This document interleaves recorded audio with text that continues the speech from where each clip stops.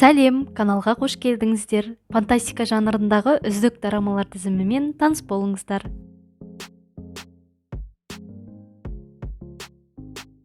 10-шы бірде Қирату менің үйімнің есігіне кірді дорамасы. Басты рөлдерді Сойынгук пен Пак Бөйөн сомдайды. Мелман қараңғы мен жарықта туылған, әрі ол демалса ел жойылады, ал күлсе өмір тоқтайды. Сол себепті ол тек Қирату үшін өмір сүреді. Ол Так Дыңгёнды кездестіріп, 100 күнге шарт жасап, оған ғашық болады.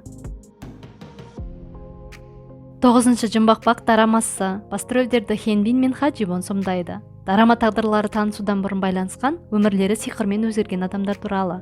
Табысты кәсіпкер әрі тартымды Ким Джибон элиталық сауда орталығының мұрагері, ал Киллер Айым қарапайым экшн каскадер актрисасы.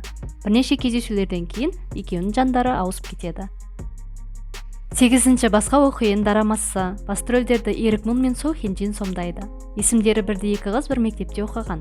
Оларды әрқашанда салыстырып, біреуін әдемі оқиын десе, екіншісін жай оқиын деп атаған.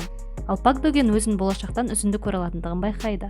Оның тағдыры осы екі хиюнмен байланысты болады. 7-ші Мен сенің даусыңды естимін дорамасы. Басты рөлдерді Ли Чон Сок пен Ли Бойон сомдайды. Пак Суха адамдардың ойын оқи алатын жігіт. Жастай отбасынан айырылған ол, бұрындары қылмыскерден қорықпай, сотта куәгерлік еткен батыл қызды іздейді. Ал Чан Хи Сон кішкентай кезінде сотта куәгер болған адвокат қыз. Олардың тағдырлары қайтадан тоқсады. 6-ші Періштенің соңғы миссиясы махаббат дорамасы. Басты рөлдерді Ким Мин Су мен Син Хи Сон сомдайды. Дан көңілдері қиын жағдайларға тап бола беретін періште. Бір күн ол көзі көрмейтін Ен Соны кездестіріп, оны өлімнен құтқарады. Жұмақтан қуылған Данға қайта оралу үшін Ли Ен Соның нағыз махаббатын табу керек. Алайда ол махаббатқа сенбейтін қыз. 5-ші W2 әлем арасында дорамасы. Басты рөлдерді Ли Чон Сок пен Хан Хи Джу сомдайды. Бұл дорама хирург Генджу мен оның әкесі жазған веб-комикстің басты кейіпкері, әрі бай кәсіпкер Канчол екеуінің арасындағы махаббат туралы. Олар қазіргі уақытта Сеулде тұрса да, әртүрлі әлемде өмір сүреді. Бір сәтте кейіпкерлердің тағдырлары қиылысады. 4-ші Керемет күш иесі До Бон Сун дорамасы. Басты рөлдерді Пак Хен Сик пен Пак Бөйөн сомдайды. Комедия жанрында бұл дорама туылғаннан үлкен күшке ие До Бон Сун жайлы. Егер ол абай болмаса, қол тигізген нәрсені оңай сындырады. Бон Сун өзінің физикалық күшінің арқасында Еркебай Амикюктің оққағар ретінде жұмысқа орналасады. Ол видео ойындар шығаратын компанияның директоры.